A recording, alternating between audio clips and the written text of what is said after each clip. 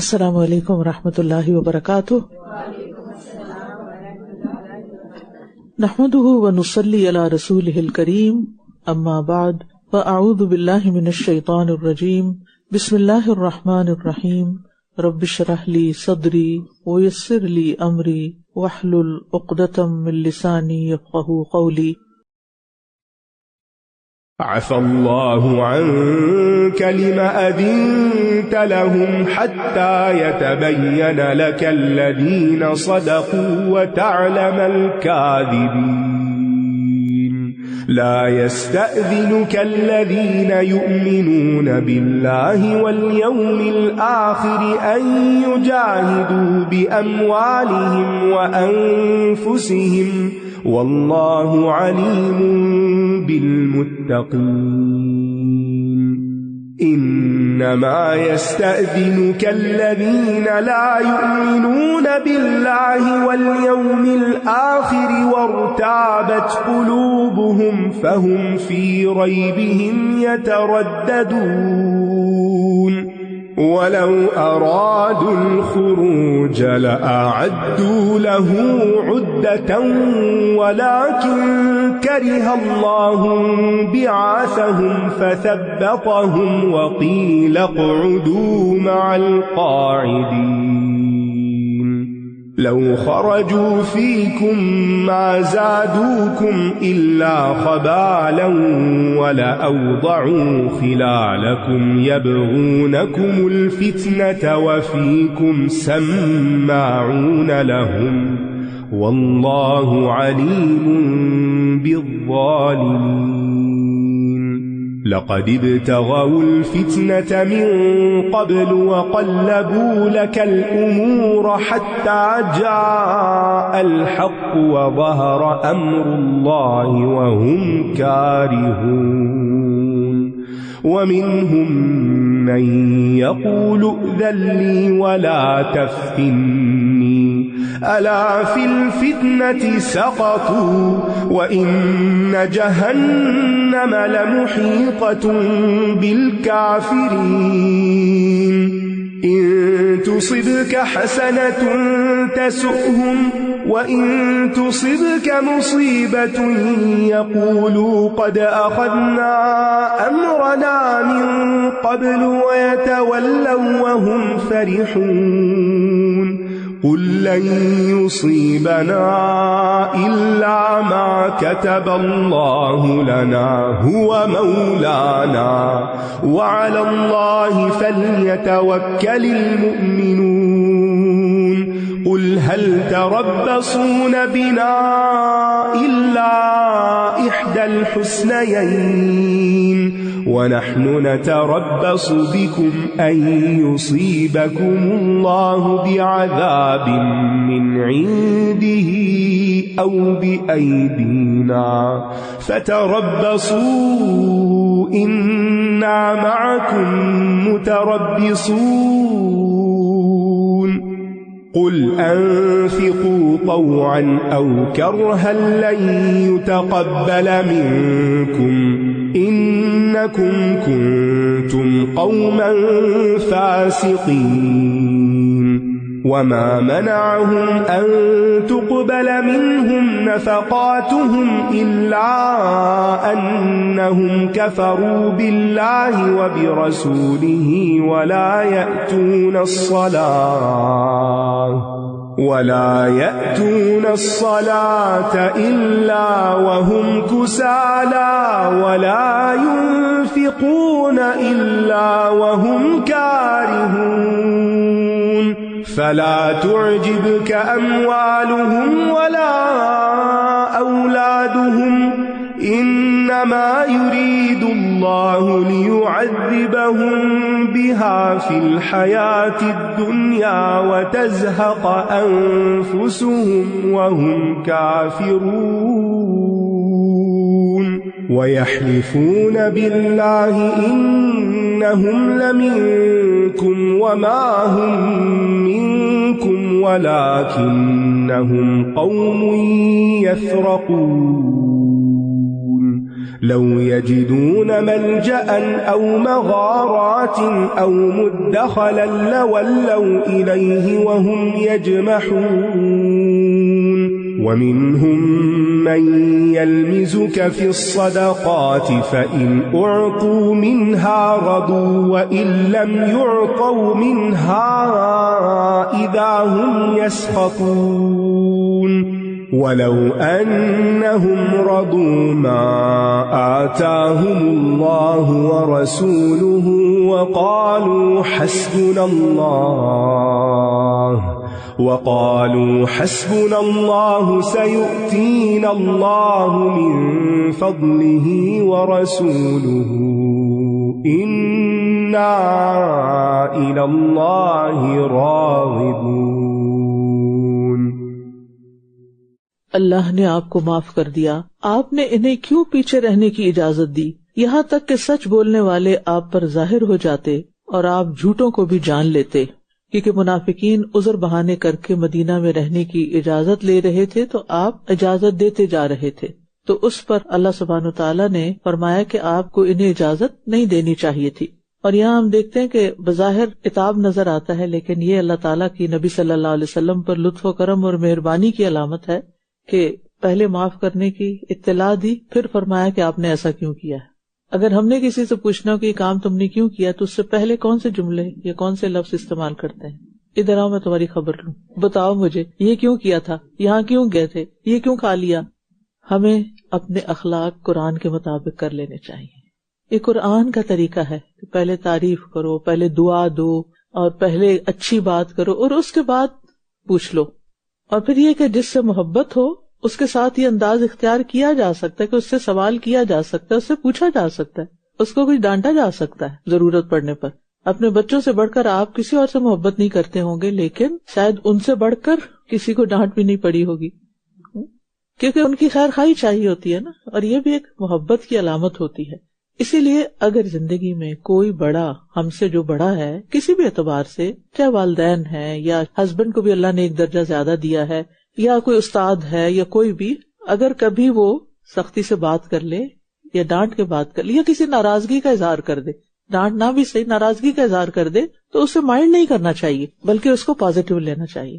اور وہ بھی ایک توجہ کی علامت ہے نا. انسان ناراض کس سے ہوتا ہے؟ روٹتے کون ہے زیادہ آپس میں؟ جن کی آپس میں محبت زیادہ ہوتی، جس سے کوئی تعلق ہی نہیں آپ میں آپ سے روٹ رہی ہوں، تو اس سے تو کوئی مقصد ہی نہیں. تو اس لیے اگر کوئی آپ سے ناراض کبھی ہو جائے، کبھی بول چال میں تھوڑی کمی کر لے یا کوئی تھوڑی بے رخی دکھائے، تو اس کا مطلب وہ آپ کی توجہ چاہتا ہے. تو اس کو بہت سیریس نہ لیا کریں، بلکہ وہ توجہ چاہتا ہے تو توجہ دے دیں، مسئلہ حل ہو جائے گا. یہ بھی ایک صدقہ ہوتا ہے نا. صدقہ صرف مال کا نہیں ہوتا، بے رخی کرنے والے کی طرف توجہ دینا بھی ایک صدقہ ہے. یہ بھی اللہ کو پسند ہے. لیکن ہم وہاں بدلے پہ آ جاتے ہیں، عدلے کا بدلہ. اس نے کیا تو ٹھیک ہے، تم روٹھے ہم چھوٹے. جو لوگ اللہ اور یوم آخرت پر ایمان رکھتے ہیں وہ آپ سے کبھی اجازت نہیں مانگیں گے کہ وہ اپنے مالوں اور اپنی جانوں سے جہاد نہ کریں، اور اللہ متقی لوگوں کو خوب جاننے والا ہے.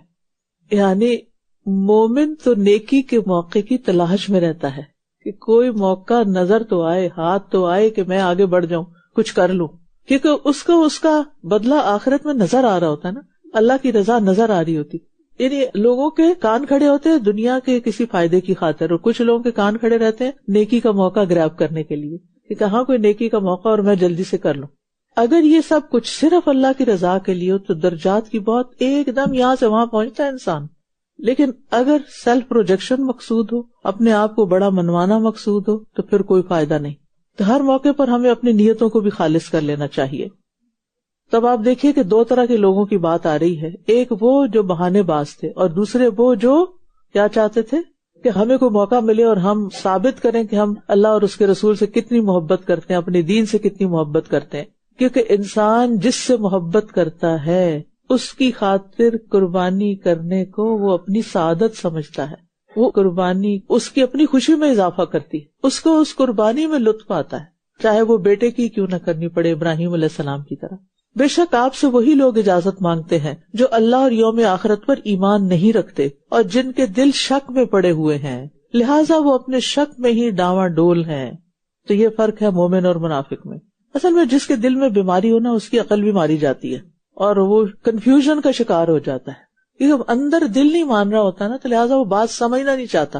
لا یفقہون لا یشعرون، پھر اللہ بھی نہیں سمجھاتا ان کو، توفیق ہی نہیں دیتا. اور اگر یہ نکلنے کا ارادہ کرتے تو اس کے لیے ساز و سامان ضرور تیار کرتے، لیکن اللہ کو ان کا اٹھنا پسند نہ تھا. اللہ اکبر. ان کی منافقت کی وجہ سے اللہ کو ان کا اٹھنا پسند نہ تھا، تو اس نے انہیں روک دیا اور کہہ دیا گیا کہ بیٹھنے والوں کے ساتھ تم بھی بیٹھے رہو. تو ڈرنا چاہیے دل کے حال پہ. ہم ظاہر میں جو مرضی لبادہ اوڑھ لیں، اگر دل میں کوئی شک ہے، نیت خراب ہے، تو وہ اللہ کو پتہ چلتی جا رہی. آپ کے ساتھ اللہ کا معاملہ ویسا ہی ہوگا جیسی آپ کی نیتیں ہوں گی. وہ کہتے ہیں نا، نیتاں نال مرادہ. آپ کو ملے گا بھی وہی جو آپ چاہیں گے. اور اگر نیکی کا کوئی کام ہم سے چھوٹ جائے، اس میں شریک نہ ہو سکے، اپرچونٹی ہاتھ سے نکل جائے، تو اس موقع پر کسی کو بلیم کرنے کی بجائے اپنے آپ کا جائزہ لے، اپنے دل پہ ہاتھ رکھ کے پوچھیں کہ کیا ہوا کہ میں اس سے محروم رہ گئی. کیونکہ کچھ اتنے خاص اور اچھے کام ہوتے ہیں کہ اللہ سبحانہ و تعالیٰ اس میں خاص لوگوں کو ہی آگے لاتا ہے. وہ ہر ایک کی قسمت میں نہیں ہوتے، اور خاص طور پر منافقین کی قسمت میں تو بالکل نہیں ہوتے. اس لیے اپرچونٹی ملے تو اللہ کا شکر ادا کرے، نہ ملے تو پھر غمگین بھی ہو. لہذا اس موقع پر ایک کام ہے کرنے کا. وہ کیا کہ نیکی کے کاموں کو ڈریم کیا کریں، ان کی نیت اپنی سوچ کا حصہ بنا لیں، ان کے لیے خواب دیکھا کریں کہ میں یہ بھی کر لوں اور میں یہ بھی کر لوں اور میں یہ بھی کر لوں، اللہ مجھ سے یہ کام بھی لے لے. اور اپنے ان خواہشوں اور تمناؤں کو جو دین کے کام کی خدمت کے حوالے سے ہوں یا اللہ کی عبادت کے حوالے سے، ان کو کسی ڈائری میں لکھ بھی لیں. ٹھیک ہے. اور ان کو اپنی دعائیں بنا لیں کہ یا اللہ مجھ سے یہ کام لے لے، مجھ سے یہ کام لے لے. ورنہ انسان نا ایک دفعہ جذبہ آتا ہے نا، ایک سپارہ پڑا، سورت توبہ پڑی، بڑے جذبے جاگے، اور سوچ کے تھوڑی دیر کی یہ بھی کریں گے یہ بھی کریں گے، گھر جا کے بھول گئے، اور ایک سال بعد تو بالکل ہی بھول گئے.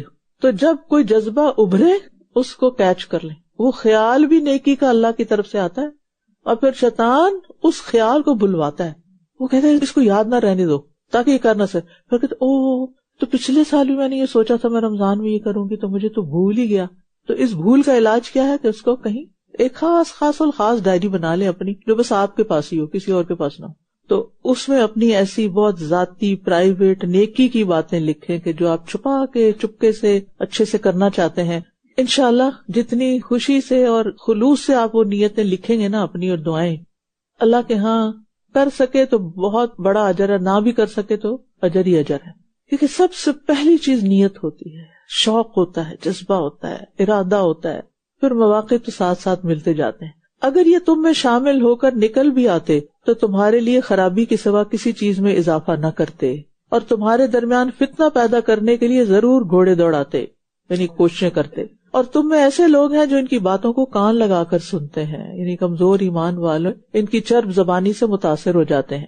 اور اللہ ظالموں کو خوب جاننے والا ہے. یعنی منافقین کا عموماً رول کیا ہوتا ہے کہ وہ سچے جذبے رکھنے والوں کے درمیان فساد پیدا کرے، ان کی ہمتیں توڑیں، ان کو ایسی باتیں کرے کہ وہ آگے ہی نہ بڑھیں.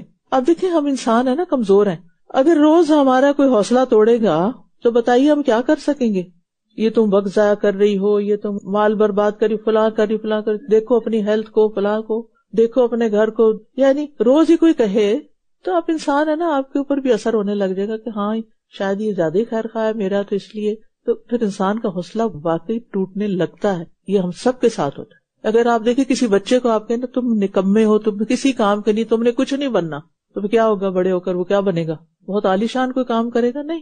کیونکہ وہ انسان کے اپنے اندر ایک سیلف ڈاؤٹ پیدا ہو جاتا ہے کہ اچھا میرا خیال ہے میں کسی کام کے قابل نہیں، چلو میں پیچھے ہی ہٹ جاتی ہوں، کوئی اور کر لے گا، یہ تو بڑے بڑے ہمت والے لوگوں کا کام ہے. اس سے بچنا چاہیے. جو شخص بھی آپ کی زندگی میں آپ کو منفی سٹروک دیتا ہے، اوائڈ، سنی انسنی. کیونکہ دوسری طرف جو اللہ نے حکم دے دیا کسی کام کے کرنے کا، جو موقع دے دیا، جو دکھا دیا، اس پر پھر اللہ سے استقامت بھی مانگے. اور اس سے مراد صرف یہ نہیں ہوتی کہ کسی ایک خاص کام، جو بھی آپ کا نیکی کے کام کا ارادہ جو اللہ کی خاطر آپ کرنا چاہتے. تو چونکہ وہ منافقین ہے نا، اللہ سے نہیں ڈرتے، لہٰذا وہ کیا کرتے ہیں، جب ٹیم کے اندر ہوتے ہیں تو وہ کبھی کسی کی چگلی کھاتے ہیں، کبھی کسی کی منفی بات کرتے ہیں، کبھی کسی کے بارے میں جھوٹی باتیں الزام لگاتے ہیں، ادھر کی ادھر، ادھر کی ادھر، اور لوگ آپس میں اختلاف کا شکار ہو جاتے ہیں، پھوٹ کا شکار ہو جاتے ہیں، اور اس سے فساد پھیلتا ہے اور کرنے کا کام دھرا رہ جاتا ہے اور وہ اپنا کام کر جاتے ہیں. تو اس لیے بعض اوقات اللہ تعالیٰ ایسے لوگوں کو پہلے سے ہی روک دیتا ہے تاکہ جو کام ہونا ہے وہ ہو جائے. یہ بات میں اس لیے بھی کر رہی ہوں کہ بعض اوقات ایسا ہوتا ہے نا کہ کوئی کام ہوتا ہے, آپ کسی کو کہتے ہیں آئے کرتے ہیں یہ کام, تو کچھ لوگ تو فوراً آگے آ جاتے ہیں اور کچھ لوگ کہتے ہیں اچھا میں سوچوں گی, بتاؤں گی, ڈسکس کروں گی وغیرہ وغیرہ. اچھا پھر آپ کو ان پہ بڑی توقع ہوتی ہے کہ یہ تو ضرور کریں گے, لیکن وہ پیچھے ہٹ جاتے, پھر آپ کا دل چھوٹا ہوتا ہے. تو اس وقت کیا سوچیں, یہی سوچیں کہ اللہ نے توفیق نہیں دی نا, ان کا نہ ہونا ہی بہتر ہے.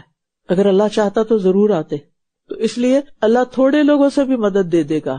اگر ایک لمبی لائن نہ بھی ہوئی لوگوں کی, تھوڑے بھی بہت کچھ کر جائیں گے. یہ جو دین کا کام ہوتا ہے نا, اس کو دنیا پہ قیاس نہ کیا کریں. یہ دنیا کے کاموں کی طرح نہیں ہوتا. اور آپ سیرہ پڑھتے جائیں اور آپ حیران ہو کر دیکھیں گے کہ یہ ایک ہمارے طریقے ہیں جس میں ہم سب سے زیادہ اہمیت وسائل کو دیتے ہیں, ریسورسز کو. وہ نہ ہوتا ہماری ہمتیں کم ہوتی. اور ایک اللہ کے کام ہوتے ہیں کہ جو بھوکے پیٹ بھی ہو جاتے ہیں اور ریسورسز کے بغیر بھی ہو جاتے ہیں. یقیناً ان لوگوں نے اس سے پہلے بھی فتنہ ڈالنا چاہا اور آپ کے لیے کئی معاملات الٹ پلٹ کر دیے, یہاں تک کہ حق آ گیا اور اللہ کا حکم ظاہر ہو گیا, اگرچہ یہ ناپسند کرنے والے تھے.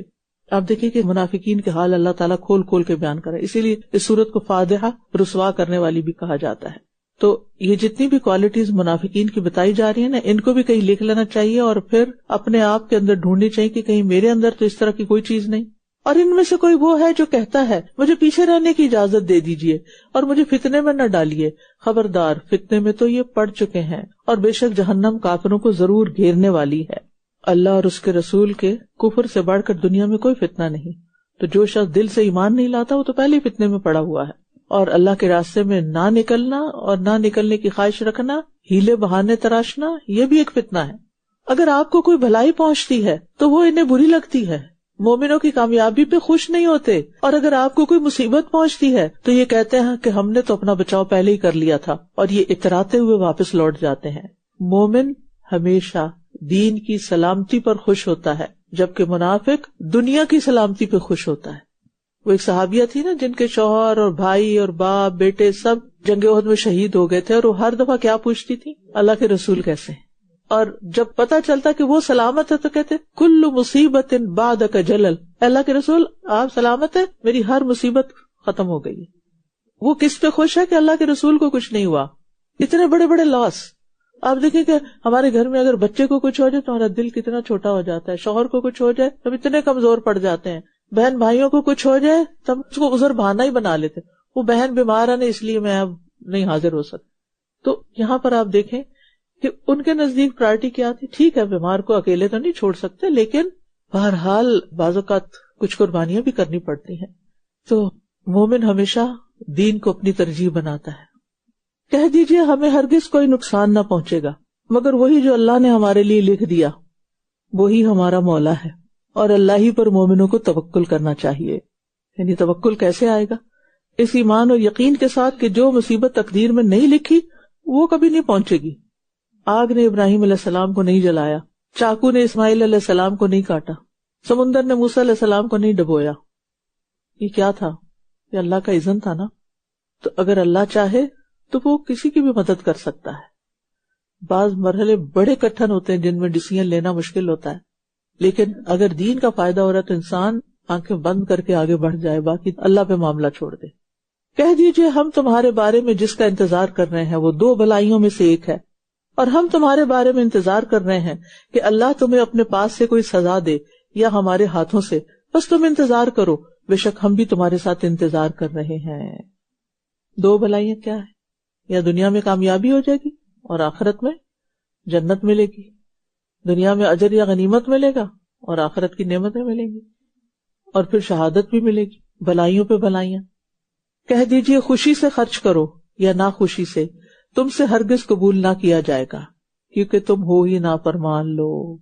یعنی نافرمان لوگوں کے صدقات بھی قبول نہیں ہوتے, کیونکہ منافق کبھی بھی صرف اللہ کی رضا کے لیے صدقہ نہیں کرتا, اس کا کوئی نہ کوئی بیچ میں مقصد مطلب ہوتا ہے.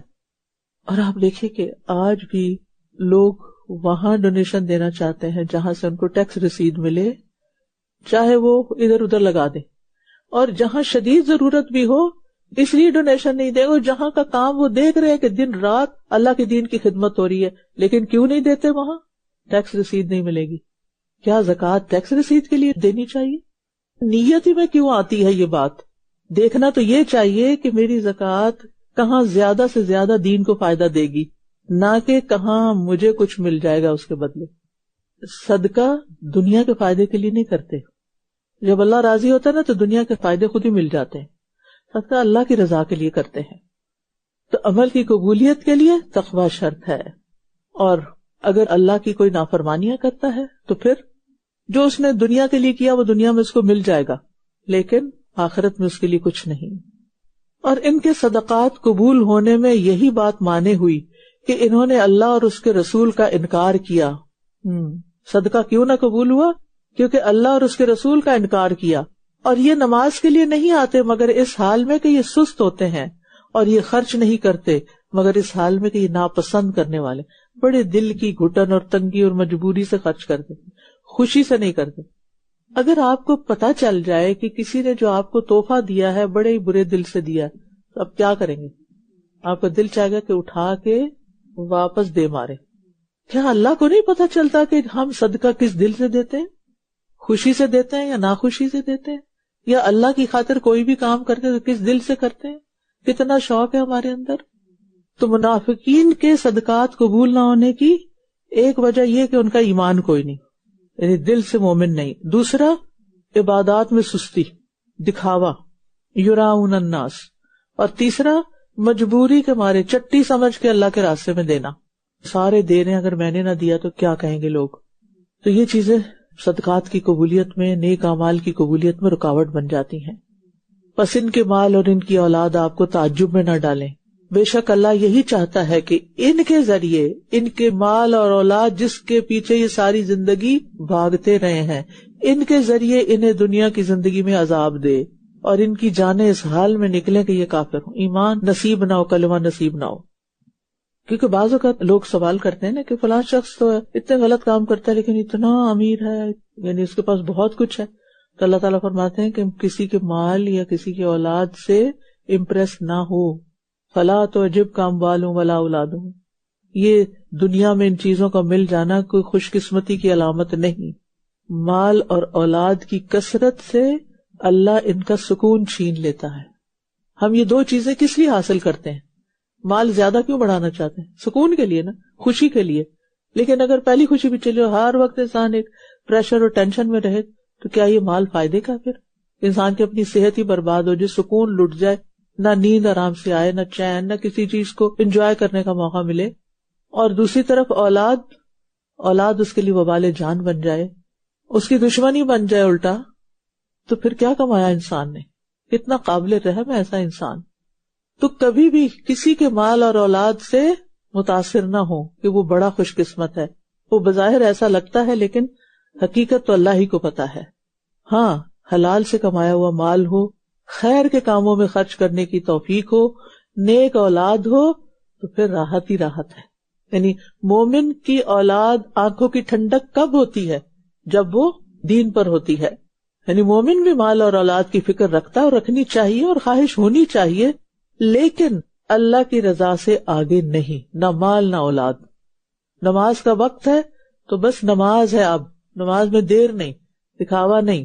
صدقات کا موقع ہے تو بس پھر اپنی ضرورت تھوڑی پیچھے بھی کر سکتے ہیں. تو کسی کے مال اور اولاد پر رشک کب کر سکتے ہیں؟ جب اس نے یہ سب کچھ دین میں لگایا ہوا ہو. اور کتنے ہی لوگ ہیں جن کا مال اور اولاد ان کے لیے جہنم کا راستہ ہموار کر رہے ہیں، اور یہ اللہ کی قسمیں کھاتے ہیں کہ بے شک یہ تم ہی میں سے ہیں، حالانکہ یہ تم میں سے نہیں ہے. لیکن یہ ایسے لوگ ہیں جو ڈرتے رہتے ہیں. یعنی منافق اندر سے بڑے ڈرے ہوئے لوگ ہوتے ہیں، بظاہر بڑے کانفیڈنٹ نظر آتے ہیں، چرب زبان نظر آتے ہیں، لیکن اندر سے خوف زدہ ہیں، کیونکہ دل کے چور ہیں نا. اپنے اندر کی کمزوریاں پتہ ہیں ان کو کہ وہ کیا کر رہے ہیں، دھوکہ دے رہے ہیں، خیانت کر رہے ہیں، جھوٹ بولتے ہیں. اور اگر یہ کوئی جائے پناہ یا کوئی غار یا کوئی گھس بیٹھنے کی جگہ پالے تو سرپٹ دوڑتے ہوئے اس کی طرف بھاگ جائیں. اور ان میں سے کچھ ایسے ہیں جو صدقات کی تقسیم کے بارے میں آپ پر الزام لگاتے ہیں، نبی صلی اللہ علیہ وسلم پر.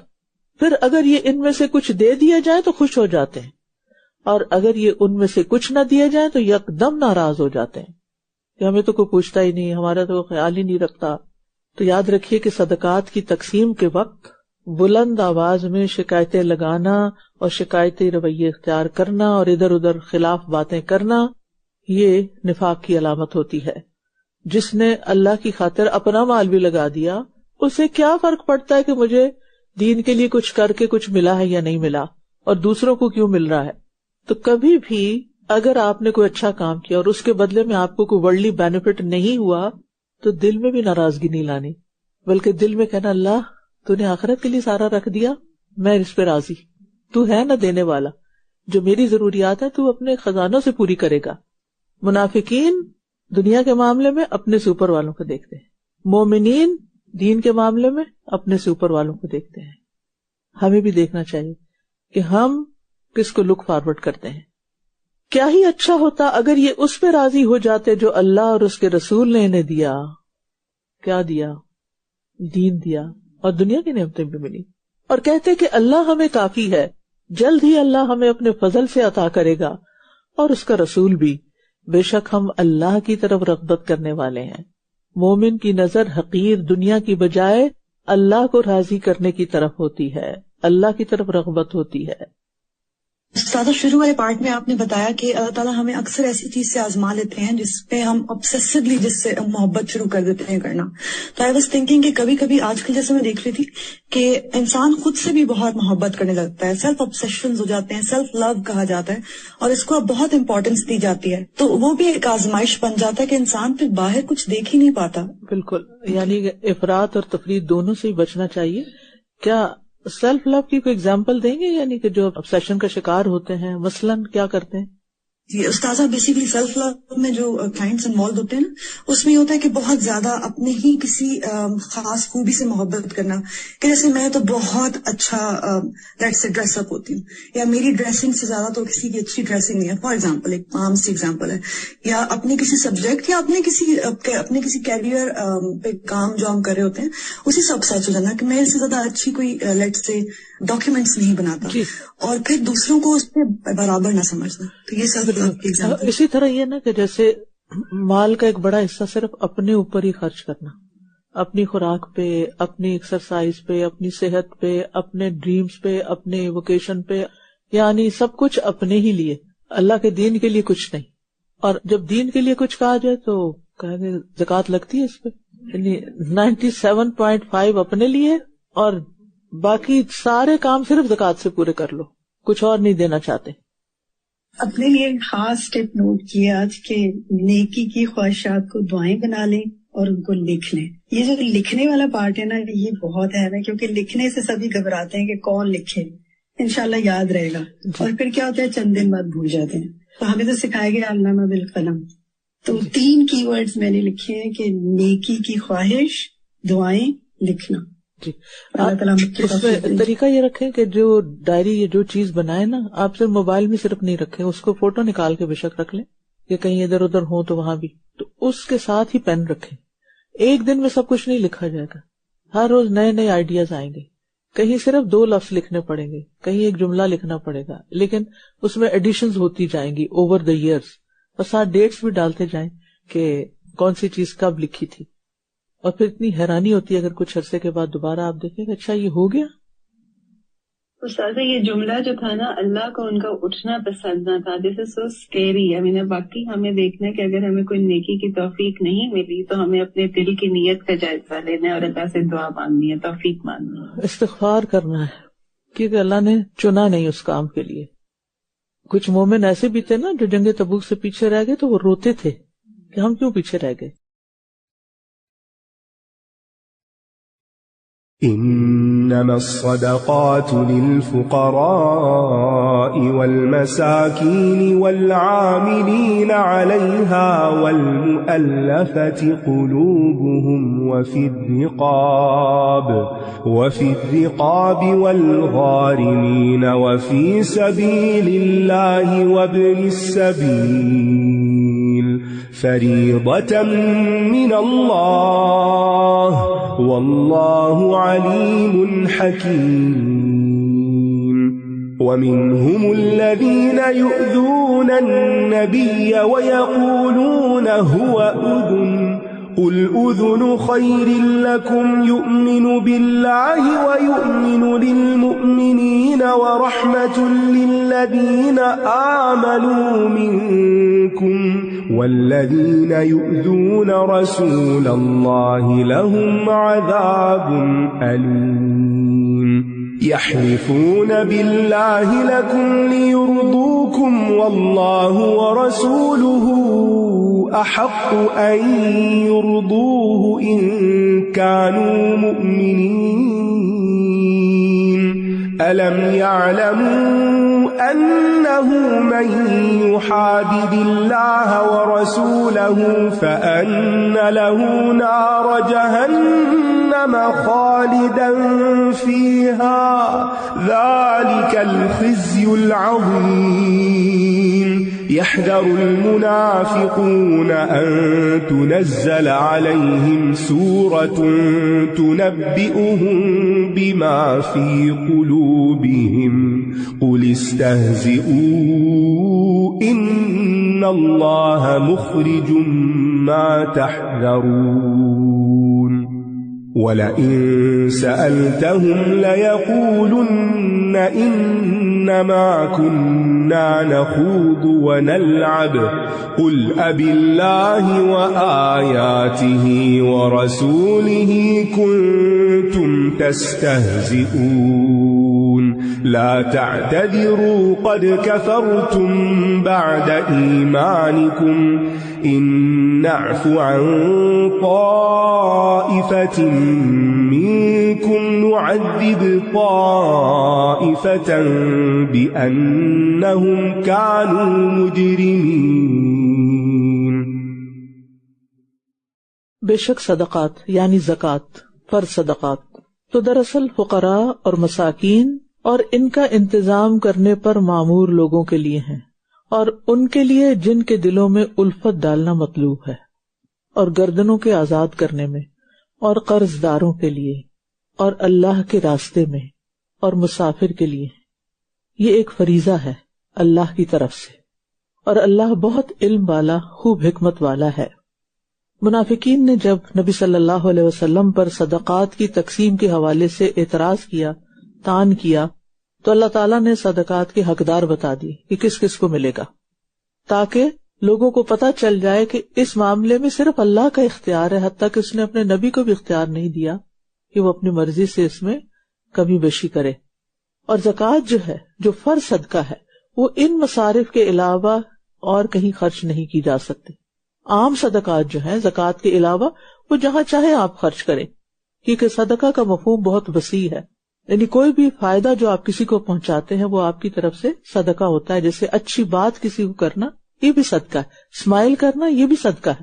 تو صدقہ کا مفہوم بہت وسیع ہے، اس میں آپ جہاں بھی چاہیں وہ کریں، لیکن جو فریضہ ادا کرنا ہے آپ کو وہ مخصوص جگہوں پر ہی ہوگا جس کا ذکر قرآن نے کر دیا. اور اس میں فقراء اور مساکین کے علاوہ جو ہے، جو لوگ زکوٰۃ کا حساب کتاب رکھتے ہیں، عاملین جو ہیں، جو ورکرز ہیں، ان کی تنخواہیں اس سے دی جائیں گی. اسی طرح نو مسلمز یا ایسے نان مسلمز جن پہ خرچ کرنے سے اسلام یا مسلمانوں کو فائدہ پہنچے، اگرچہ وہ مالدار بھی ہوں، پھر بھی ان کا دل جیتنے کے لیے، کہ مال ایسی چیز ہے کہ جس سے آپ کسی کا دل بہرحال کسی حد تک جیت ہی لیتے ہیں.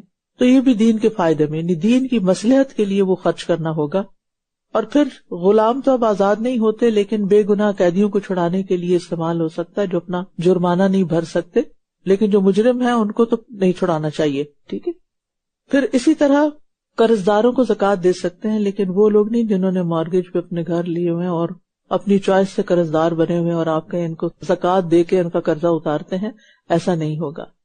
یہ وہ لوگ ہیں جنہوں نے مثلاً کسی کے دیت ادا کرنے کے لیے قرض لے کے اور مدد کی، یا کسی کا قرضہ چھڑانے کے لیے جو کہ مجبور تھا، ضرورت مند تھا، حقیقی معنوں میں اس کو قرض کی ضرورت تھی، تو اس جگہ پر آپ دے سکتے ہیں.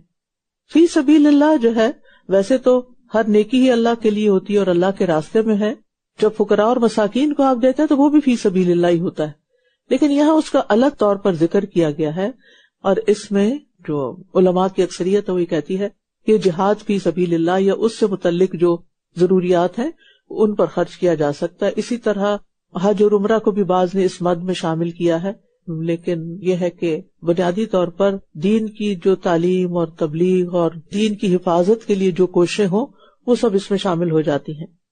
اب سوال یہ پیدا ہوتا ہے کہ ایک طرف اگر مجاہدین ہیں اور دوسری طرف فقراء ہیں تو پھر کیا کیا جائے؟ تو وہ سچویشن پہ ڈیپینڈ کرتا ہے کہ کہاں کس وقت کس کو دیا جانا چاہیے۔ اور ابن السبیل بھی اگر خود صاحب حیثیت ہے لیکن اگر راستے میں اس کو ضرورت پڑ گئی ہے تو پھر اس کو بھی زکوٰۃ سے مدد دی جا سکتی ہے۔ اور پھر آپ دیکھیں کہ اس آیت سے قرآن کے اللہ کا کلام ہونے پر بھی دلیل لی جاتی ہے کہ اس میں کسی بشر کا کوئی فائدہ نہیں کہ وہ مال ان تمام لوگوں کو تقسیم کرے، یہ تو اللہ کا حکم سمجھ کے ہی کرے گا۔ انشاءاللہ ہمارا ارادہ ہے کہ رمضان کے بعد جب یہ پورا ختم ہو جائے معانی القرآن کا پروگرام، تو ہم زکوٰۃ کو ایک دفعہ تفصیل کے ساتھ پڑھیں تاکہ اس آیت کو اچھی سے سمجھ کر پھر ڈیٹیل میں جا کے ہم اپنی زکوٰۃ کو صحیح طور پر ادا کر سکیں۔ اور ان میں سے کچھ وہ ہیں جو نبی کو اذیت دیتے ہیں اور کہتے ہیں کہ وہ کان کا کچا ہے، یعنی ہر ایک کی بات سن لیتا ہے۔ کہہ دیجئے کان تمہارے لیے بہتر ہے، وہ اللہ پر ایمان رکھتا ہے اور اہل ایمان پر اعتماد کرتا ہے، اور ان لوگوں کے لیے باعث رحمت ہے جو تم میں سے ایمان لائے۔ اور جو لوگ اللہ کے رسول کو اذیت دیتے ہیں یعنی اس طرح کی باتیں بنا کر، ان کے لیے دردناک عذاب ہے۔ تو اذن کان کے لیے لفظ استعمال ہوتا ہے، لیکن یہاں مراد وہ انسان جو ہر ایک کی بات سن کر اسے سچا سمجھے، یعنی جو آئے بات کہے اسے کہاں ٹھیک ہی کہتا ہوگا، یعنی جو کسی کی بات سن لے اور پھر سن کے اس پر اعتماد بھی کر لے۔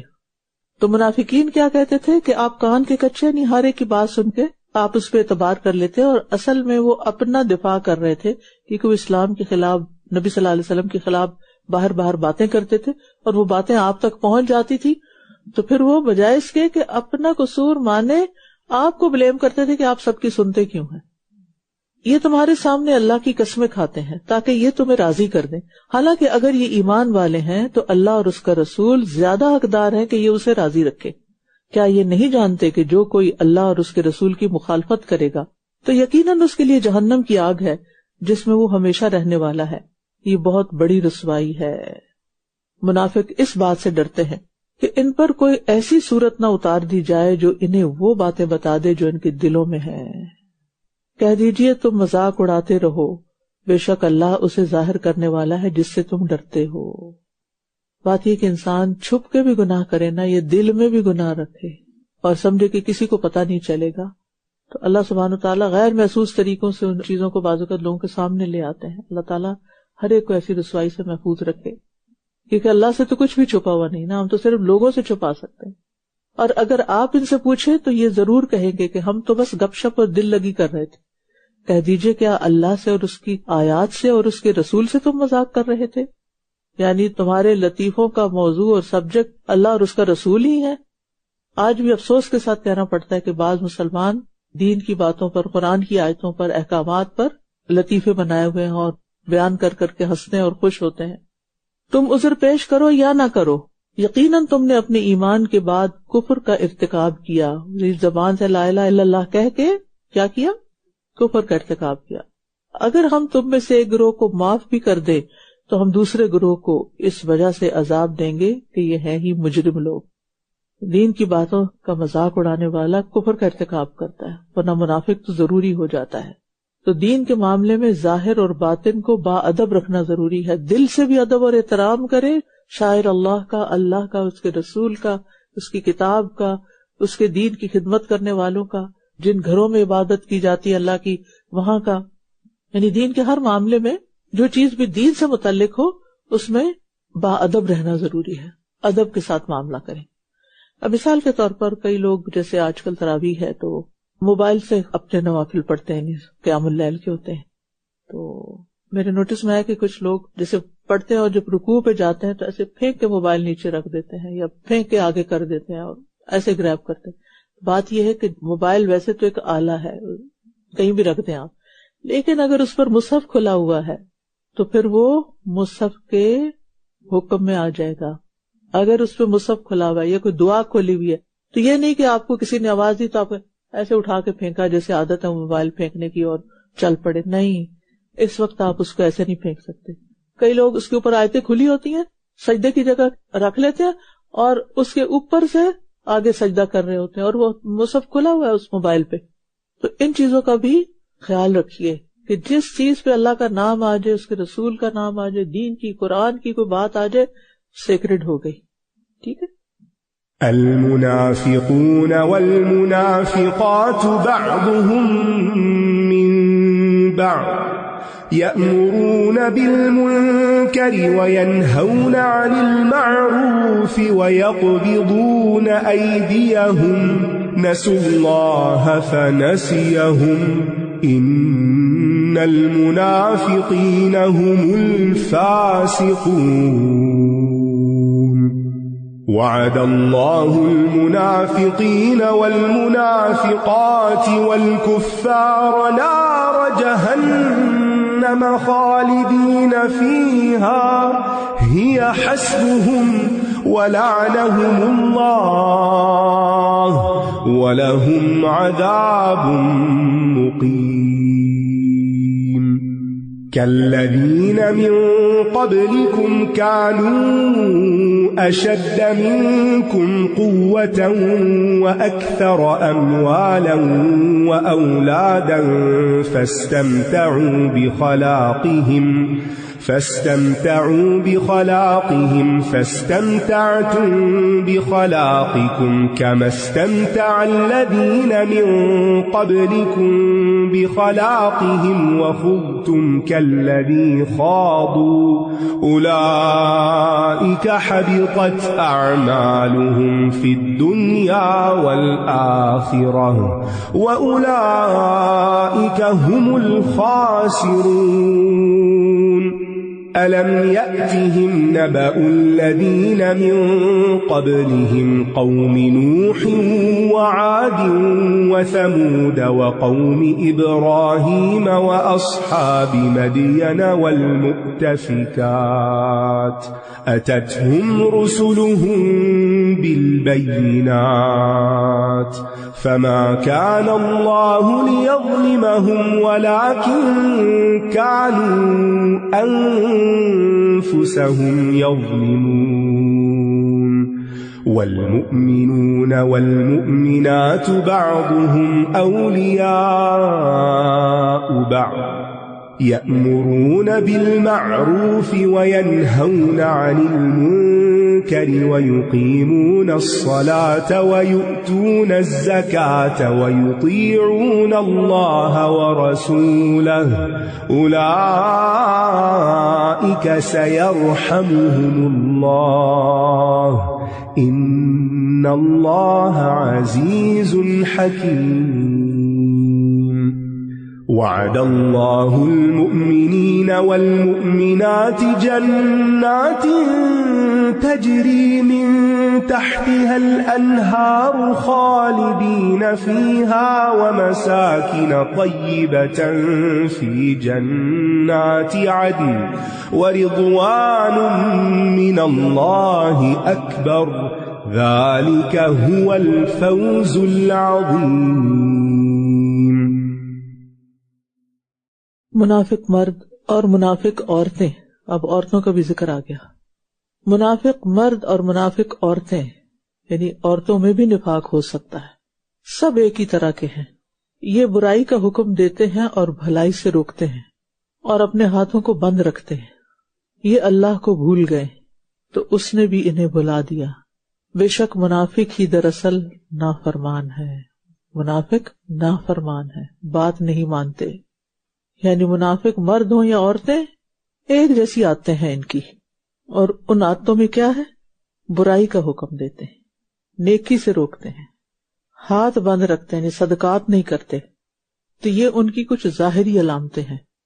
یہ ظاہری طور پر ان کو پہچاننے کے لیے کچھ انڈیکیشنز دی گئی ہیں کہ جو لوگ یہ کام کریں ان کے اندر نفاق ہوگا، اور یہ صفات ان کی مومنوں سے ان کو الگ کر دیتی ہیں. اللہ نے منافق مردوں اور منافق عورتوں اور کافروں سے جہنم کی آگ کا وعدہ کر رکھا ہے. اس میں یہ ہمیشہ رہنے والے ہیں، یہی انہیں کافی ہے، اور اللہ نے ان پر لعنت کی ہے اور ان کے لیے دائمی عذاب ہے. تم بھی پہلے لوگوں کی مانند ہو جو قوت میں تم سے زیادہ سخت اور مال اور اولاد میں بہت زیادہ تھے، تو انہوں نے اپنے حصے سے فائدہ اٹھایا، پھر تم نے بھی اپنے حصے سے فائدہ اٹھایا. جیسے ان لوگوں نے اپنے حصے سے فائدہ اٹھایا تھا جو تم سے پہلے تھے، اور تم نے بھی اسی طرح بحث کی جیسے انہوں نے بحثیں کی تھیں۔ یہی لوگ ہیں جن کے اعمال دنیا اور آخرت میں ضائع ہو گئے، اور یہی لوگ ہیں جو خسارہ پانے والے ہیں۔ تو منافقت صرف نبی صلی اللہ علیہ وسلم کے زمانے میں نہیں تھی، اس سے پہلے بھی تھی اور بعد میں بھی ہر دور میں رہی ہے۔ انہوں نے بھی انبیاء کا مذاق اڑایا اور ان کے بارے میں فضول باتیں کی، اور نبی صلی اللہ علیہ وسلم کے زمانے میں بھی لوگ ایسا کرتے تھے، اور آج بھی آپ دیکھیں کہ بظاہر مسلمان ہیں لیکن دین کے خلاف بولتے ہیں، دین سے نفرت رکھتے ہیں۔ تو یاد رکھیے کہ دنیا کی محبت میں اتنے گرفتار نہ ہوں کہ آخرت کو داؤ پہ لگا دیں۔ جو شخص بھی اللہ اور اس کے رسول کی مخالفت کرے گا وہ خسارہ ہی پائے گا۔ کیا ان منافقوں کو ان لوگوں کی خبر نہیں پہنچی جو ان سے پہلے آئے تھے؟ قوم نوح اور عاد اور سمود اور قوم ابراہیم اور مدین والوں کی، اور ان بستیوں کی جو الٹا دی گئی تھیں۔ ان کے رسول ان کے پاس کھلی نشانیاں لے کر آئے تھے، پھر اللہ ان پر ظلم کرنے والا نہ تھا، لیکن وہ خود ہی اپنی جانوں پر ظلم کرتے تھے۔ اور مومن مرد اور مومن عورتیں ایک دوسرے کے مددگار ہیں، وہ نیکی کا حکم دیتے ہیں اور برائی سے روکتے ہیں، اور نماز قائم کرتے ہیں اور زکوٰۃ ادا کرتے ہیں، اور وہ اللہ اور اس کے رسول کی اطاعت کرتے ہیں، بات مانتے ہیں۔ یہی وہ لوگ ہیں جن پر اللہ ضرور رحم فرمائے گا، بے شک اللہ بہت زبردست خوب حکمت والا ہے۔ یہاں آپ دیکھ رہے ہیں کہ نیکی کا حکم اور برائی سے روکنا نماز سے بھی پہلے آیا ہے، یعنی نماز ہی ہے، وہ سب سے افضل ہے، لیکن یہاں کیوں لایا گیا؟ تاکہ اس بات کی اہمیت کا اندازہ ہو لوگوں کو۔ لوگ نماز پڑھ لیتے ہیں لیکن نیکی کا حکم نہیں دیں گے، برائی سے نہیں روکیں گے۔ تو صرف نماز پڑھ لینا کافی نہیں، صرف زکوٰۃ دے دینا کافی نہیں، بلکہ یہ کام کرنا بھی ضروری ہے۔ یہ مومنین کی صفات میں سے ہے۔ ہم اپنے لیے اگر نیکی کے کام پسند کرتے ہیں، جیسے آپ لوگ مثلا خود ہیں، نماز روزہ صدقات وغیرہ سب کچھ کر رہے ہیں، کیا اپنے بچوں کے لیے بھی یہ پسند کرتے ہیں اور اس کے لیے کوئی کوشش بھی کرتے ہیں اور اس کے لیے تڑپتے ہیں اور اس کے لیے دعائیں کرتے ہیں؟ یا اپنے بہن بھائیوں کے لیے یا مسلم کمیونٹی کے لیے یا اس سے بھی آگے براڈر سینس میں سارے انسانوں کے لیے، یا صرف اپنی ہی جنت کی فکر ہے اور کسی اور کی فکر نہیں؟ یاد رکھیے، اگر بچے کسی اور راستے پر ہوئے اور ہم کسی اور راستے پر ہوئے، آخرت میں جدائی ہو جائے گی۔ یہ تعلق پھر صرف دنیا کی حد تک ہوگا، اس لیے اس معاملے میں کوتاہی نہیں برتنی، جان مار کے بھی جتنی کوشش ہو سکے کریں۔ اور مومنوں کی مثال یہاں کیا دی گئی؟ بعضهم اولیاء و بعض، آپس میں ایک دوسرے کے دوست ہوتے ہیں، مددگار ہوتے ہیں، سپورٹرز ہوتے ہیں، ایک دوسرے کو اسٹرینتھن کرتے ہیں۔ یہ ایمان کی علامت ہوتی ہے، اور ایک دوسرے کی جڑیں کاٹنا یہ دین نہیں ہے، اور یہ رحمت پانے کے اسباب میں سے ہے۔ اس سے رحمت آتی ہے، برکت آتی ہے، خیر اور بھلائی آتی ہے۔ اور خاص طور پر اگر مل کے امر بالمعروف اور نہی عن المنکر کا کام کرنا اور دین کی خدمت کا کام کرنا ہو، پھر تو یہ چیز اور بھی زیادہ ضروری ہے کہ آپس کا ٹیم ورک جو ہے وہ بہت مضبوط ہو، آپس میں غلط فہمیاں نہ ہو، اور ایک دوسرے کا ادب، احترام، محبت، لحاظ ہو۔ اللہ نے مومن مردوں اور مومن عورتوں سے ایسے باغات کا وعدہ کر رکھا ہے جن کے نیچے نہریں بہتی ہیں، وہ ان میں ہمیشہ رہنے والے ہیں، اور ہمیشگی کے باغات میں پاکیزہ گھروں کا وعدہ بھی۔ اور اللہ کی طرف سے رضامندی سب سے بڑی چیز ہے، جنتوں سے بھی اور باغوں سے بھی اور ہمیشگی کی نعمتوں سے بھی۔ یہی تو عظیم الشان کامیابی ہے۔ اور اللہ کی رضامندی جو ہے وہ مومن کا مطلوب اور مقصود اور محبوب ہونا چاہیے۔ اللہ کی تھوڑی سی رضا بھی جس کو مل گئی نا، وہ بڑی بڑی نعمتوں سے بھی بہت آگے کی چیز ہوگی۔ اور اگر یہ سارے کام کرتے ہوئے قدم تھک جائیں، لمبا قیام کرتے ہوئے یا اللہ کی خاطر گھر سے نکلتے ہوئے، تو اس کوشش کے انجام کو سامنے رکھیں کہ بدلے میں کیا ملے گا، اللہ کے دین کی خدمت کے بدلے میں کیا ملے گا، اللہ کی عبادت کے بدلے میں کیا ملے گا۔ یہ گھاٹے کا سودا نہیں، یہ بڑے نفع کا سودا ہے۔ یا ایھا النبی جاہد الکفار والمنافقین واغلظ علیہم ومأواہم جہنم وبئس المصیر۔ يحلفون بالله ما قالوا ولقد قالوا كلمة الكفر وكفروا بعد إسلامهم وهموا بما لم ينالوا وما نقموا إلا أن أغناهم الله ورسوله من فضله فإن يتوبوا يك خيرا لهم وإن يتولوا يعذبهم الله عذابا أليما في الدنيا والآخرة وما لهم في الأرض من ولي ولا نصير ومنهم من عاهد الله لئن آتانا من فضله لنصدقن ولنكونن من الصالحين فلما آتاهم من فضله بخلوا به وتولوا وهم معرضون فأعقبهم نفاقا في قلوبهم إلى يوم يلقونه بما أخلفوا الله ما وعدوه وبما كانوا يكذبون ألم يعلموا أن الله يعلم سرهم ونجواهم وأن الله علام الغيوب الذين يلمزون المطوعين من المؤمنين في الصدقات والذين لا يجدون إلا جهدهم فيسخرون منهم سخر الله منهم ولهم عذاب أليم استغفر لهم أو لا تستغفر لهم إن تستغفر لهم 70 مرة فلن يغفر الله لهم ذلك بأنهم كفروا بالله ورسوله والله لا يهدي القوم الفاسقين. اے نبی، کفار اور منافقین سے جہاد کیجیے اور ان پر سختی کیجیے اور ان کا ٹھکانہ جہنم ہے اور وہ لوٹ کر جانے کی بہت بری جگہ ہے. منافقین سے درگزر اور نرمی کا جب کوئی فائدہ نہ ہوا تو ان پر سختی کا حکم دیا گیا تاکہ کسی طرح ان کی اصلاح ہو جائے. اس لیے صرف نصیحت فائدہ نہیں دیتی، جس کو نصیحت کی جا رہی ہو، تعلیم دی جا رہی ہو، اس کی تربیت کی جا رہی ہو، اس کو ڈسپلن کرنا بھی ضروری ہوتا ہے اور اس کے لیے بعض اوقات سختی کی بھی ضرورت ہوتی. ٹھیک ہے، نبی صلی اللہ علیہ وسلم بہت شفیق تھے، مہربان تھے اور یعنی رحمت کا پیغام تھے، لیکن اس کے باوجود انہیں کیا حکم دیا جا رہا ہے کہ جہاں سختی کی ضرورت ہو وہاں سختی کریں، یعنی فرم رہیں اور ایز پر نیڈ معاملہ رکھیں، کیونکہ کچھ کام نرمی کرواتی ہے اور کچھ کاموں کے لیے فرم بھی ہونا پڑتا ہے، سختی کی بھی ضرورت ہوتی ہے. یہ لوگ اللہ کی قسمیں کھاتے ہیں کہ انہوں نے وہ بات نہیں کہی، یعنی کسی خاص واقعے کی طرف اشارہ ہے، حالانکہ یقینی طور پر انہوں نے کلمہ کفر کہا تھا، یعنی منافقین نے ایسی بات کی تھی اور انہوں نے اپنے اسلام لانے کے بعد کفر اختیار کیا اور اس کام کا ارادہ کیا جو یہ پورا نہ کر سکے، اور انہوں نے صرف اس کا انتقام لیا کہ اللہ اور اس کے رسول نے اپنے فضل سے انہیں غنی کر دیا، یعنی مدینہ کا حال بدل گیا تھا آپ کے جانے کے بعد. پھر اگر یہ توبہ کر لیں تو یہ ان کے حق میں بہتر ہوگا، اور اگر یہ منہ موڑتے ہیں تو اللہ انہیں دنیا اور آخرت میں دردناک عذاب دے گا اور ان کے لیے زمین میں نہ کوئی دوست ہوگا اور نہ کوئی مددگار.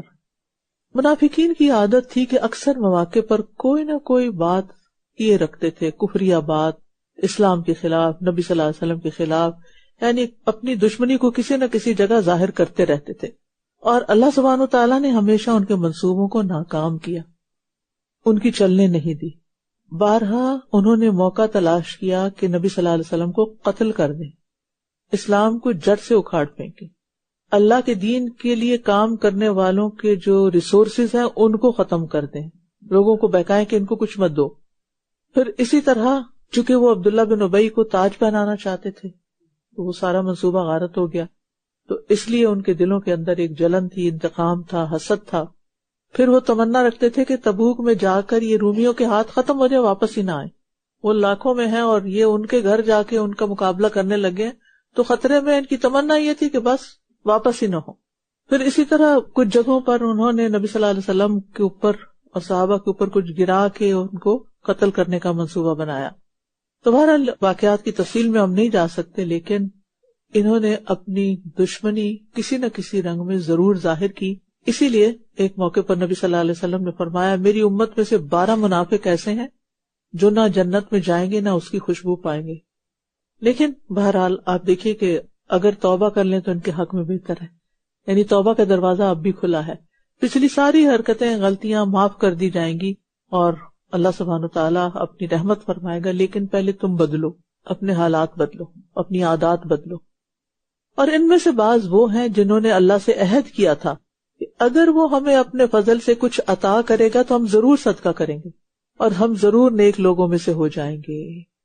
یعنی ایسے وعدے ہم لوگ بھی کر لیتے کہ اگر میری اس بزنس میں اتنی آمدنی ہو گئی نا تو میں اتنے % نکال دوں گی. اور پھر جب ہو جاتا سب کچھ مل جاتا پھر ہمیں کچھ اور مسئلے نظر آنے لگتے ہیں اور ہم وعدے توڑ دیتے ہیں.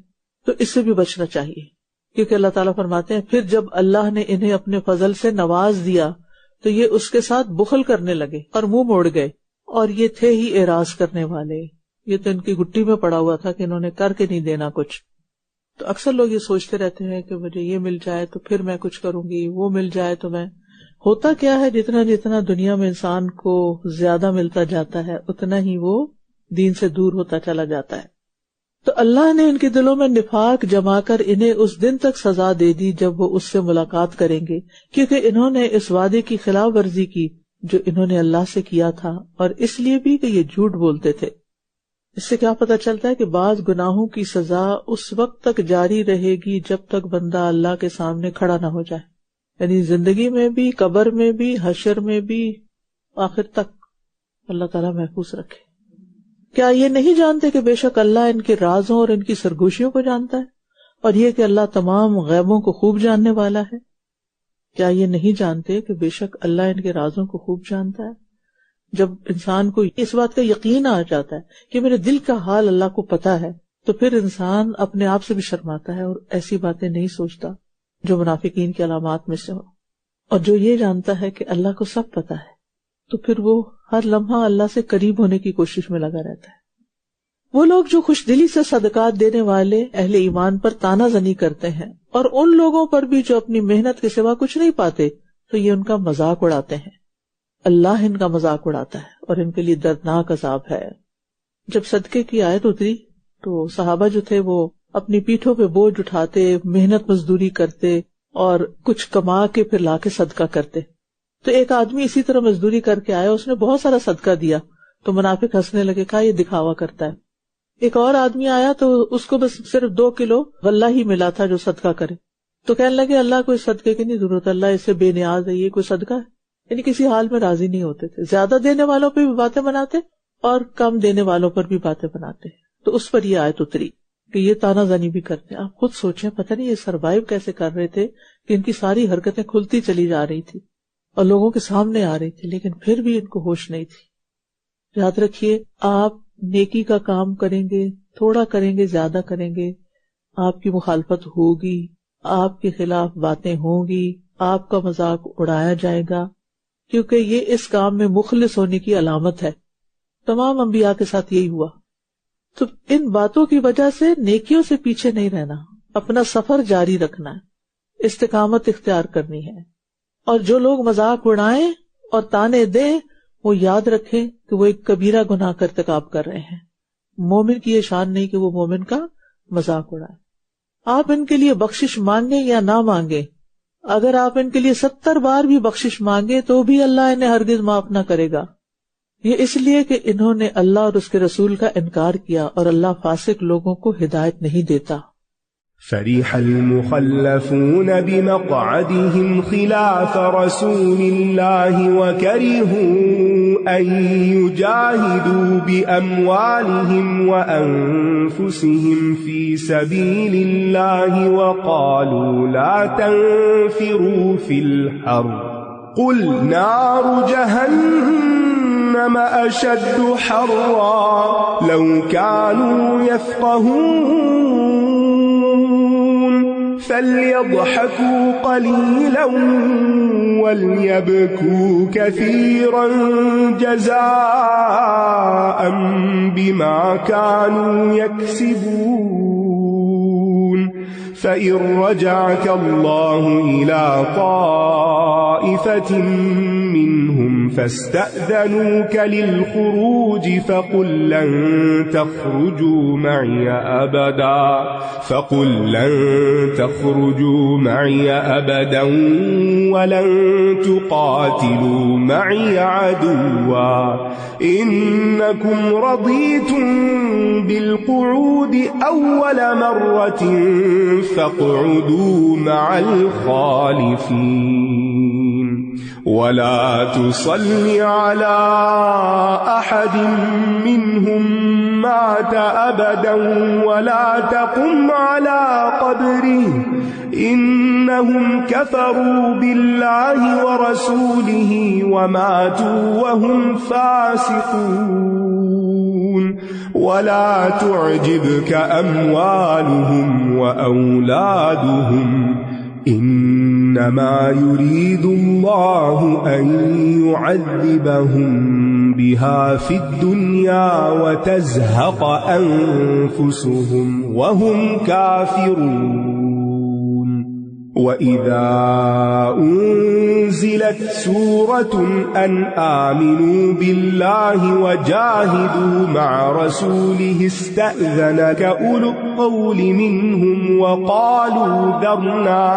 وقالوا ذرنا نكن مع القاعدين رضوا بأن يكونوا مع الخوالف وطبع على قلوبهم فهم لا يفقهون لكن الرسول والذين آمنوا معه جاهدوا بأموالهم وأنفسهم وأولئك لهم الخيرات وأولئك هم المفلحون أعد الله لهم جنات تجري من تحتها الأنهار خالدين فيها ذلك الفوز العظيم. اللہ کے رسول سے پیچھے رہنے والے منافق اپنے بیٹھ رہنے پر خوش ہو گئے اور انہوں نے ناپسند کیا کہ وہ اللہ کے راستے میں اپنے مالوں اور اپنی جانوں کے ساتھ جہاد کریں اور کہنے لگے گرمی میں مت نکلو، کہہ دیجئے جہنم کی آگ کہیں زیادہ گرم ہے، کاش یہ سمجھتے ہوتے۔ حقیقت یہ ہے کہ جو لوگ پیچھے رہنا چاہتے ہیں اللہ ان کو آگے بڑھنے کی توفیق ہی نہیں دیتا، اور تھوڑی تکلیف کے بدلے ہمیشہ کی تکلیف کو قبول کرنے والے جاہل ہوتے ہیں، کم عقل ہوتے ہیں۔ جو آخرت کی گرمی کو جان لے گا وہ دنیا کی شدید سے شدید گرمی کی بھی پرواہ نہیں کرے گا، مشکل سے مشکل کام کرتے ہوئے بھی پیچھے نہیں ہٹے گا، کیونکہ اسے معلوم ہے کہ آگے بہتری ہے، اس کا بدلہ آگے ہے، اور جہنم کی آگ دنیا کی آگ سے تو 70 گنا زیادہ گرم ہے۔ تو دین کی خدمت کے راستوں کو بوجھ سمجھنے والے آخرت میں حسرتوں میں رہیں گے، اور عبادت سے، اطاعت سے، خدمت سے، اللہ کی طرف دعوت دینے کے کام سے نفرت کرنا، نیکی کے ان تمام کاموں سے نفرت کرنا دل کی بیماری کی علامت ہے۔ تو کرنے کا کام کیا ہے کہ نیکی کے کام میں اپنے نفس سے جہاد کرے، اپنے آپ کو منائے کہ نہیں یہ تو کرنا ہی کرنا ہے نا، قیام اللیل تو رمضان میں کرنا ہی کرنا ہے کیونکہ اس کے بدلے بخشش کا وعدہ ہے۔ بس چاہیے کہ یہ ہنسے تھوڑا اور روئے زیادہ اس کمائی کے بدلے جو یہ کرتے رہے ہیں۔ تو عقل مند وہ ہوتا ہے جو اپنے اعمال کا جائزہ لیتا رہتا ہے، اور پھر اس پہ خوش ہوتا ہے جو نیکی کی توفیق ہو، اور اس پہ روتا ہے جو نیکی کا موقع چھوٹ جائے۔ تو ہمیں اپنے رونے اور ہنسنے کا موازنہ کرنا چاہیے، میں کب روتی ہوں اور کب ہنستی ہوں، کس بات پہ روتی ہوں اور کس بات پہ ہنستی ہوں، کیا چیز مجھے رلا دیتی ہے اور کیا چیز ہنسا دیتی ہے۔ اسی سے آپ کو اپنے ایمان کی حالت کا اندازہ ہو جائے گا۔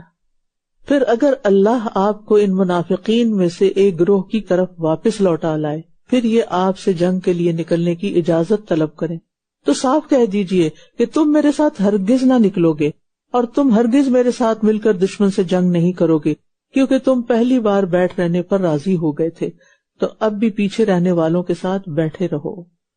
یعنی جو تبوک میں حاضر نہیں ہوئے ان کے اگلے غزوات میں جانے پر پابندی عائد کر دی گئی، اور ان میں سے کوئی مر جائے تو آپ کبھی بھی اس کا جنازہ نہ پڑھیں اور نہ ہی اس کی قبر پر کھڑے ہوں، کیونکہ انہوں نے اللہ اور اس کے رسول کا انکار کیا اور یہ اس حال میں مرے کہ یہ نافرمان تھے۔ دین کی عزت کا تقاضا یہ ہے کہ منافقوں کو کوئی بڑا مقام نہ دیا جائے، اور ان کے مال اور اولاد آپ کو تعجب میں نہ ڈالیں، اس پہ خوش نہ ہو، حیران نہ ہو۔ بے شک اللہ چاہتا ہے کہ وہ انہیں انہی کے ذریعے دنیا میں بھی عذاب دے، مال اور اولاد کے ذریعے، اور ان کی جانیں اس حال میں نکلیں کہ یہ کافر ہوں۔ اور جب کوئی صورت اتاری جاتی ہے کہ اللہ پر ایمان لاؤ اور اس کے رسول کے ساتھ مل کر جہاد کرو، تو ان میں سے صاحب استطاعت آپ سے اجازت مانگنے لگتے ہیں اور کہتے ہیں ہمیں چھوڑ دیجئے کہ ہم بیٹھنے والوں کے ساتھ بیٹھ رہے ہیں۔ یاد رکھیے، بغیر کسی عذر کے کسی عبادت سے رخصت لینا، چاہے نماز ہو، روزہ ہو، حج ہو، زکوٰۃ ہو، یا پھر دین کی خدمت کا کوئی کام ہو، بغیر عذر کے رخصت لینا ناپسندیدہ ہے۔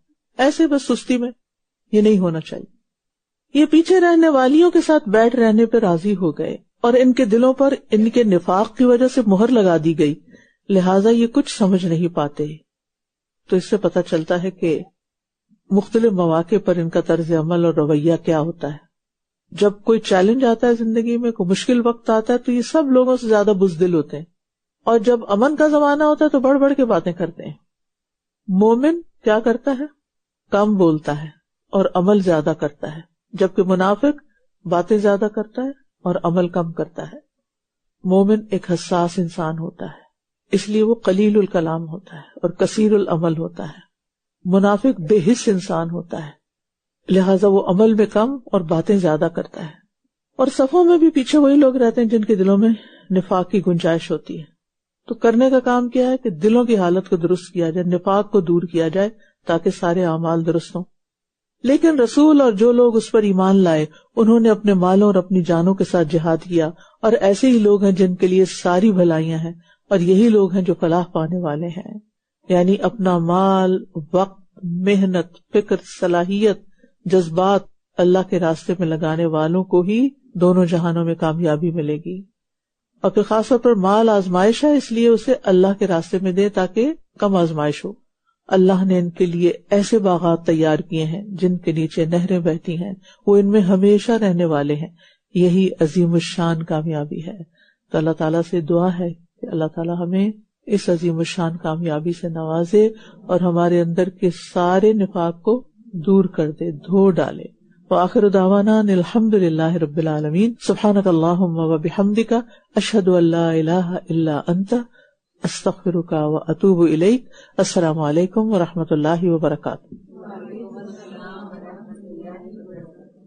اللهم اجعل في قلبي نورا وفي لساني نورا واجعل في سمعي نورا واجعل في بصري نورا واجعل من خلفي نورا ومن أمامي نورا واجعل من فوقي نورا ومن تحتي نورا اللهم